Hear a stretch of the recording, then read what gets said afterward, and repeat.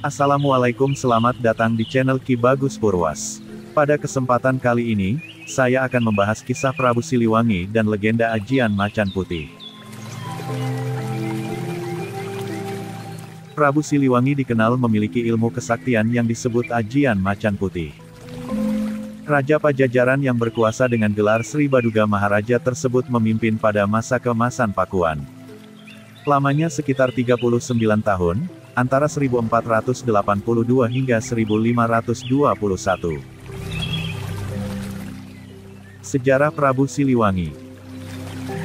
Prasasti Batu Tulis menuliskan bahwa Prabu Siliwangi dinobatkan 2 kali.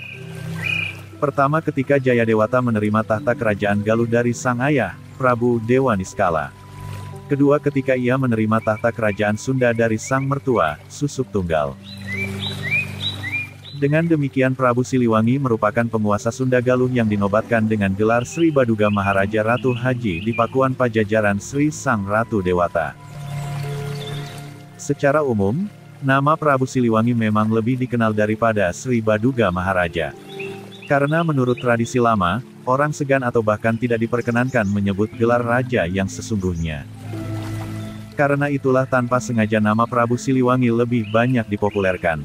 Nama Prabu Siliwangi berasal dari 2 kata, yaitu, Sili, dan, Wewangi. Sili artinya pengganti, sehingga makna nama Prabu Siliwangi adalah, pengganti Prabu Wangi. Prabu Wangi sendiri merupakan julukan yang diberikan kepada Prabu Maharaja setelah, mewangikan, kebanggaan rakyat Tatar Sunda dengan prestasi dan kemasyurannya.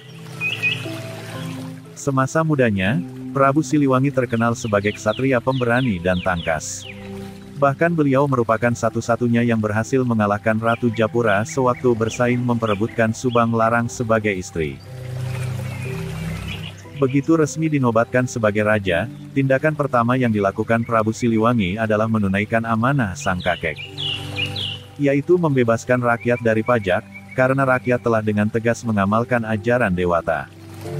Silsilah Prabu Siliwangi. Dari Larasantang, Prabu Siliwangi bercucukan Syarif Hidayat.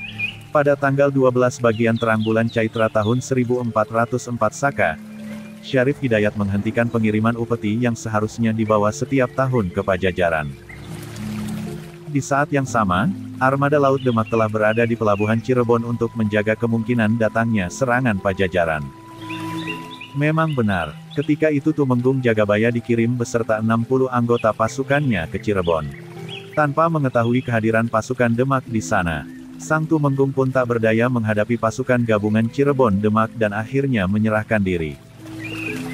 Prabu Siliwangi marah mendengar kabar tersebut. Beliau segera menyiapkan pasukan besar untuk menyerang Cirebon. Akan tetapi pengiriman pasukan akhirnya dicegah oleh Purohita atau pendeta tertinggi keraton, Ki Purwagali. Tidak heran jika kemudian Prabu Siliwangi lebih menitik beratkan masa pemerintahannya pada pembinaan agama, pembuatan parit pertahanan, pembuatan jalan, pembinaan angkatan perang dan pasukan tempur. Karena Pajajaran memang negara yang kuat di darat, tetapi lemah di laut. Keadaan politik semakin tegang ketika hubungan Demak Cirebon kian dikukuhkan dengan perkawinan putera-puteri dari kedua belah pihak. Cemas melihat persekutuan Demak Cirebon, Prabu Siliwangi mengutus Surawisesa untuk menghubungi Panglima Imperium Portugis di Malaka. Di pihak Demak, upaya Pajajaran ini pun dianggap meresahkan. Baik Pangeran Cakrabuana maupun Syarif Hidayat sesungguhnya tetaplah menghormati Prabu Siliwangi, masing-masing sebagai ayah dan kakek. Sehingga pada perkembangannya hubungan buruk antara Pajajaran dan Cirebon tidak sampai menjurus ke arah yang melumpuhkan pemerintahan. Prabu Siliwangi hanya kurang menyukai hubungan Cirebon Demak yang terlampau akrab, bukannya kurang menyukai kerajaan Cirebon itu sendiri. Bahkan terhadap ajaran Islam pun Prabu Siliwangi tidak keberatan. Apalagi salah satu permaisurinya, Subang Larang, adalah seorang Muslim. Prabu Siliwangi juga mengizinkan ketiga anaknya untuk mengikuti ajaran agama sang ibu sejak kecil. Adanya perbedaan pandang dan keyakinan, namun tidak sampai menyebabkan pertumpahan darah, merupakan alasan mengapa masa pemerintahan Prabu Siliwangi sering digambarkan sebagai masa yang penuh keadilan dan toleransi. Kejujuran dan keadilan merupakan titik berat pada masa pemerintahan beliau. Tak heran jika sampai hari ini, hingar-bingar kebesaran nama beliau masih terasa, meskipun ratusan tahun telah berlalu sejak Prabu Siliwangi memutuskan untuk moksa atau menghilang dari alam nyata.